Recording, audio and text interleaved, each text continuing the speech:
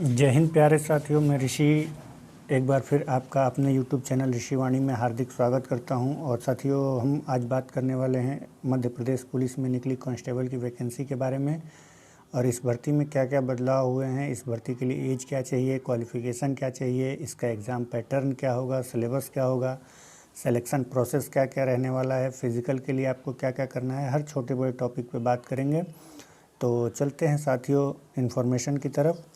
तो साथियों, देख सकते हैं आप, कर्मचारी चयन मंडल भोपाल की तरफ से ये नोटिस जारी किया गया और यहाँ आप देख सकते हैं कि ऑनलाइन आवेदन भरने की जो प्रारंभिक तिथि है वो 26/6/2023 से है और आवेदन भरने की जो अंतिम तिथि है वो 10/7/2023 रखी गई है।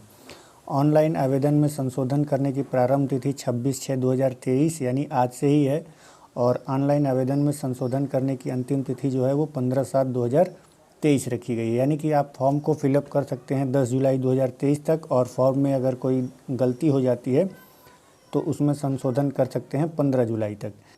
आपके लिए परीक्षा की डेट निर्धारित कर दी गई है, जो कि आप यहाँ देख सकते हैं 12/8/2023 से परीक्षा प्रारंभ होगी, यानी कि 12 अगस्त से आपकी परीक्षा चालू हो जाएगी। इसके लिए अगर फ़ीस की बात करें तो साथियों आप देख सकते हैं कि अनारक्षित अभ्यर्थियों के लिए, यानी कि जो भी अनारक्षित यानी जनरल कैटेगरी के स्टूडेंट हैं उनके लिए 500 रुपये की फ़ीस रखी गई है और अनुसूचित जाति, अनुसूचित जनजाति, अन्य पिछड़ा वर्ग EWS के लिए केवल मध्य प्रदेश के मूल निवासियों के लिए जो है वो 250 रुपये रखा गया है। मध्य प्रदेश के मूल निवासियों के लिए मतलब ये है कि आप अगर अदर स्टेट से आते हैं तो आप जनरल में आ जाएंगे।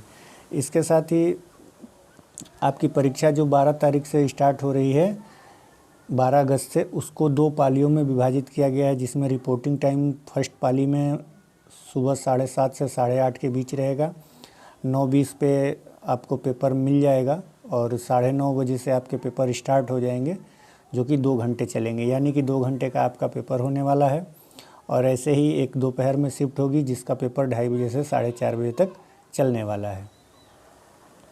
आगे बात करें साथियों, तो इसके लिए ये वैकेंसी कितनी रहने वाली है तो इसमें अब देखेंगे तो इसमें 3 प्रकार की वैकेंसी है। एक आरक्षक सामान्य ड्यूटी विशेष सशस्त्र बल और एक विशेष सशस्त्र बल को छोड़कर, और एक जो है वो रेडियो संवर्ग के लिए यानी रेडियो ऑपरेटर की भर्ती रखी गई है। जीडी में जो टोटल पद हैं वो हैं आपके कुल 7090 पद, 7090 पद रखे गए हैं, जिसमें आप देख सकते हैं कि जनरल कैटेगरी के लिए यानी कि ओपन के लिए 3851, एक्स सर्विसमैन के लिए 10% यानी 709, होमगार्ड के लिए 15% यानी 1063 और फीमेल के लिए 1467, फीमेल के लिए 33% का आरक्षण रखा गया है। टोटल 7090 वैकेंसी हो रही हैं, जिसमें विशेष सशस्त्र बल जो होंगे उसके लिए 2646 यानी 2646 वैकेंसी रहने वाली है और जो विशेष सशस्त्र बल को छोड़कर वैकेंसी है वो आप देख सकते हैं कि 4444 रहने वाली है। इसके साथ ही रेडियो के लिए आप देख सकते हैं कि 321 वैकेंसी रहने वाली है और जो रेडियो का पद भरेंगे उनको ये कहा गया है कि तकनीकी पदों के साथ साथ जीडी के पदों के लिए भी आवेदन देने की पात्रता होगी, यानी जो रेडियो ऑपरेटर के लिए फॉर्म अप्लाई कर सकते हैं वो जीडी के लिए भी फॉर्म अप्लाई कर सकते हैं। आगे बढ़ें साथियों, तो बात कर लें वेतन की। तो वेतन आपका 19,500 से लेकर के 62,000 के बीच में रहने वाला है। आगे बढ़ें साथियों, तो इसके लिए योग्यता देख लेते हैं। आरक्षक जीडी के लिए आप योग्यता देख सकते हैं 10+2 प्रणाली के अंतर्गत 10वीं कक्षा की परीक्षा अथवा हायर सेकेंडरी अथवा समकक्ष परीक्षा उत्तीर्ण, यानी कि आप हाई स्कूल हैं और इंटर हैं तो आप इस फॉर्म को फिलअप कर सकते हैं। जो अनुसूचित जनजाति हेतु यानी एसटी कैंडिडेट हैं वो 8वीं कक्षा या उसके समकक्ष परीक्षा उत्तीर्ण करके भी फॉर्म को फिलअप कर सकते हैं। रेडियो ऑपरेटर के लिए देख लीजिए, मान्यता प्राप्त किसी भी संस्था से उच्चतर माध्यमिक परीक्षा यानी 10+2 प्रणाली अथवा 12वीं उत्तीर्ण होना चाहिए और इसके साथ ही आपके पास पॉलिटेक्निक या ITI होनी चाहिए, किसमें, इलेक्ट्रॉनिक्स या इलेक्ट्रिकल्स में, हार्डवेयर में, कंप्यूटर हार्डवेयर में, टेलीकम्युनिकेशन में और सूचना प्रौद्योगिकी में 2 वर्ष का सर्टिफिकेट होना चाहिए। आगे उम्र की बात कर लें तो साथियों 2023 यानी को आपकी उम्र कम से कम 18 साल और अधिक से अधिक 36 साल होनी चाहिए मध्य प्रदेश के अनारक्षित यानी जनरल कैटेगरी के लिए, जो कि 33 साल उम्र होती है। 3 साल कोविड के कारण छूट दी गई है, तो ये 36 वर्ष हो गए हैं। इसी तरह आगे बात करें तो जो EWS के स्टूडेंट हैं, EWS के कैंडिडेट हैं, उनके लिए भी 3 साल की छूट 36 वर्ष। अन्य प्रदेश के अधिवासी यानी जो अदर स्टेट के कैंडिडेट हैं उनके लिए भी 36 वर्ष। सभी श्रेणी की जो महिला कैंडिडेट हैं उनके लिए 41 ईयर्स यानी 41 वर्ष। पुरुष आरक्षित श्रेणी जो अनुसूचित जाति के हैं, अनुसूचित जनजाति के हैं, अन्य पिछड़ा वर्ग के यानी OBC SC ST के लिए जो एज रखी गई है वो 41 वर्ष रखी गई है। आगे बात करेंगे कि सिलेक्शन प्रोसेस क्या रहने वाला है। तो देखेंगे कि सबसे पहले लिखित परीक्षा होगी यानी आपका रिटन टेस्ट होगा। प्रथम चरण लिखित परीक्षा हिंदी भाषा में MCQ होगी यानी बहुविकल्पी होगी और अधिकतम 100 अंक की परीक्षा होगी। और द्वितीय चरण जो होगी वो शारीरिक दक्षता परीक्षा होगी, यानी कि पहले आपका रिटन होगा फिर आपका फिजिकल होगा। आगे बात करें तो प्रथम चरण की जो परीक्षा योजना है यानी जो रिटन एग्जामिनेशन होगा वो कैसा होगा, तो देख सकते हैं आप बहुविकल्पी प्रश्न होगा। समय 2 घंटे 100 प्रश्न का होगा, समय 2 घंटे और 100 प्रश्न, और 100 प्रश्नों के लिए 100 अंक, सही उत्तर के लिए 1 अंक और गलत उत्तर और उनके लिए कोई अंक काटा नहीं जाएगा। यानी आप कोई क्वेश्चन अटेम्प्ट नहीं करते हैं या कोई गलत होता है तो उसके लिए कोई अंक काटा नहीं जाएगा, अर्थात आपके माइनस मार्किंग नहीं है। प्रश्नों का अगर प्रकार देख लीजिए तो 40 अंक जो आपके होने वाले हैं वो सामान्य ज्ञान एवं तार्किक ज्ञान से, 30 अंक बौद्धिक क्षमता एवं मानसिक अभिरुचि से और 30 अंक विज्ञान एवं सरल अंकगणित से।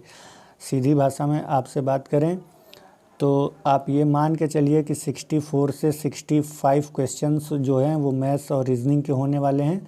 बाकी 35 क्वेश्चन में आपके GK GS और MP GK होने वाला है। आगे बात करें रेडियो ऑपरेटर के लिए साथियों, तो रेडियो ऑपरेटर के 2 पेपर होंगे।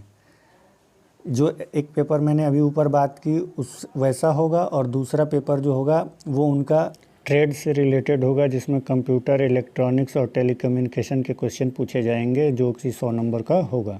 द्वितीय चरण की बात करें साथियों तो आपका फिजिकल होगा और फिजिकल के लिए आप देख सकते हैं कि जो अनारक्षित या अन्य पिछड़ा वर्ग है उसके लिए हाइट यानी कि लंबाई चाहिए 168 सेंटीमीटर और सीना चाहिए 79 और फुला के चाहिए 84 यानी सीने का फुलाव 5 सेंटीमीटर होना चाहिए।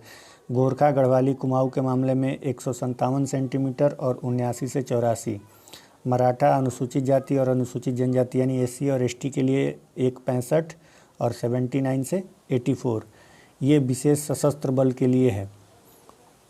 आगे बात करें कि विशेष सशस्त्र बल को जो छोड़ के है उसके लिए आपसे देख सकते हैं कि हाइट 168 और सीना 81 और फुला के 86 यानी कि यहाँ भी 5 सेंटीमीटर फुलाना है। महिला के लिए जो चाहिए 155 सेंटीमीटर चाहिए और अनुसूचित जाति के लिए, पुरुष के लिए 160 और महिला के लिए 155। आगे देख लीजिए आप, यहाँ पे लिखा हुआ है कि शारीरिक मापदंडों में किसी भी प्रकार की कोई छूट नहीं दी जाएगी और कम से कम 5 सेंटीमीटर का सीना फुलाना अनिवार्य है। आगे चलेंगे साथियों, तो आपका जो द्वितीय चरण होने वाला है उसके लिए पुरुषों के लिए जो गोला फेंकना है वो 7.5 किलोग्राम का वजन रहेगा और महिलाओं के लिए जो गोला फेंकना है उसका वजन 4 किलोग्राम रहेगा। 800 मीटर दौड़ हेतु 1 अवसर, लंबी कूद एवं गोला फेंक हेतु 3 अवसर प्रदान किए जाएंगे। ये पुरुष और महिलाओं दोनों के लिए है, जिसमें आपको गोला फेंकना है और 800 मीटर की रेस पूरी करनी है और आपको लंबी कूद भी करनी है। अब देख लीजिए साथियों, ये अंक मिलेंगे आपके 100 अंक होने वाले हैं फिज़िकल में। तो आप देख सकते हैं कि ये 800 मीटर की दौड़ है जो सेकंड में समय दिया हुआ है, ये लंबी कूद है जो मीटर में दिया हुआ है और ये गोला फेंक है जो मीटर में दिया है। तो आप देख लीजिए कि आप 196.4 से अधिक और 198.3 तक में सेकंड में आप अगर 800 मीटर की दौड़ पूरी करते हैं तो आपको 1 नंबर मिलेगा। यानी 196 से लेके 198 का मतलब हो गया कि 3 मिनट 18 सेकंड में यदि आप दौड़ पूरी करते हैं तो आपको 1 नंबर मिलेगा। और यहाँ पे आप देख सकते हैं 3 मिनट 16 सेकंड में आप पूरी करेंगे तो आपको 2 नंबर मिलेगा। वैसे ही आप यहाँ पे लंबी कूद में देख लीजिए 3.05 से लेकर 2.96 तक, यानी कि लगभग 10 फीट आप लंबी कूदते हैं तब आपको 1 नंबर मिलेगा। और वैसे ही अगर गोला फेंकना है तो 4 मीटर से कम और 3.83 तक, यानी 4 मीटर से लेकर 3.83 मीटर तक आप गोला फेंकते हैं तो आपको 1 नंबर मिलेगा। तो ये तो न्यूनतम अंक की बात हो गई। अब चलते हैं अधिकतम की तरफ। तो अधिकतम में साथियों आप देख सकते हैं कि 40 अंक का ये रखा गया है और इसके लिए रखा गया है 126.1 से कम और 124.2, यानी कि 2 मिनट 4 सेकंड और 2 पल्स में यदि आप 800 मीटर की दौड़ पूरी करते हैं तो आपको 40 नंबर मिल जाएंगे।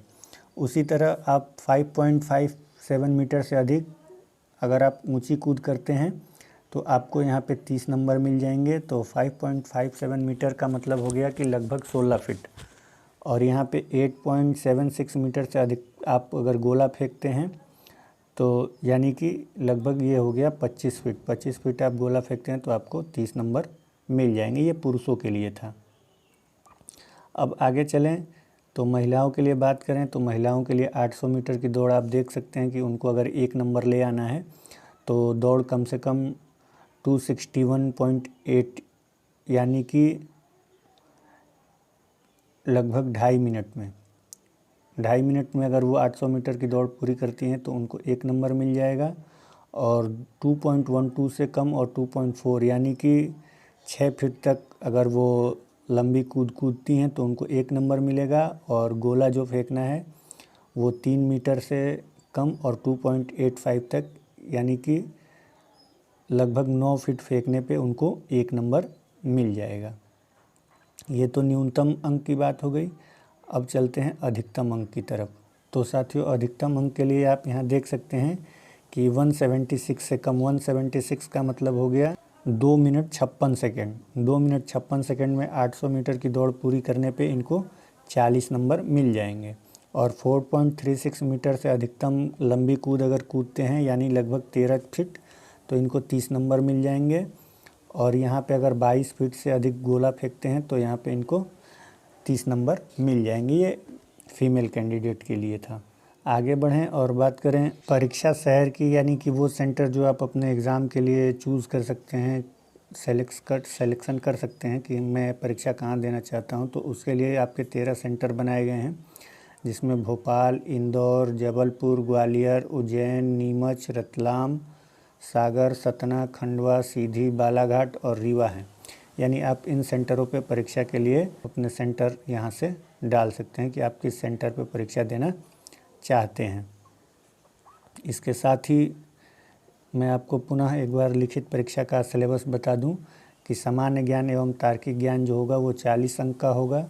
बौद्धिक क्षमता एवं मानसिक अभिरुचि जो होगी वो 30 नंबर की। विज्ञान एवं सरल अंकगणित 30 नंबर की। आगे बात करें साथियों तो ये एक फॉर्म है, इसको यहाँ पे आपको अपनी फ़ोटो लगानी है 4.5 की और यहाँ पे सिग्नेचर करना है आपको। और इसके साथ ही यहाँ पे डिक्लेरेशन जो ऊपर बॉक्स में लिखा गया है कि मैं घोषणा करता हूँ कि मेरे द्वारा दी गई जानकारी जो सत्य है और मैं किसी भी प्रकार पर झूठा पाया जाता हूँ तो मेरी पात्रता जो है वो निरस्त कर दी जाए। इसको आपको इस बॉक्स में लिखना है। ये जो बॉक्स आपको दिख रहा है इस बॉक्स में लिखना है और फिर ये फॉर्म फिलअप करते समय आपको उसी के साथ सबमिट कर देना है। और फिर आप वहाँ पे जाएंगे तो ऐसा आपसे लिखवा के लिया जाएगा। तो ये रही साथियों आपके लिए मध्य प्रदेश पुलिस के लिए जो नोटिफिकेशन निकला है, जो आज से फॉर्म फिलअप किए जा रहे हैं उसकी जानकारी। तो आप भी अपने नज़दीकी साइबर कैफ़े में जाइए और फॉर्म को फिलअप करिए। अगर हमारे द्वारा दी गई जानकारी आपको अच्छी लगी हो तो वीडियो को एक लाइक करिएगा, चैनल को सब्सक्राइब करिएगा, बेल आइकन पर प्रेस करके ऑल नोटिफिकेशन ऑन कर लीजिएगा, जिससे कि फ्यूचर में आने वाली सभी प्रकार की जॉब अपडेट आपको मिलती रहे। और साथियों, जून में हमारा सब्सक्राइबर मिशन 200 प्लस का चल रहा है, तो उसमें भी आप सहयोग करिएगा और प्रयास रहे कि 200 सब्सक्राइबर इस महीने के समाप्ति तक हो जाएं। इस महीने में 5 दिन बचे हैं और लगभग 15 सब्सक्राइबर की आवश्यकता है 200 प्लस के लिए, तो आप 200 प्लस करने में सहयोग करिएगा। मिलेंगे फिर किसी नेक्स्ट अपडेट के साथ नेक्स्ट वीडियो में। तब तक के लिए जय हिंद, जय भारत, वंदे मातरम।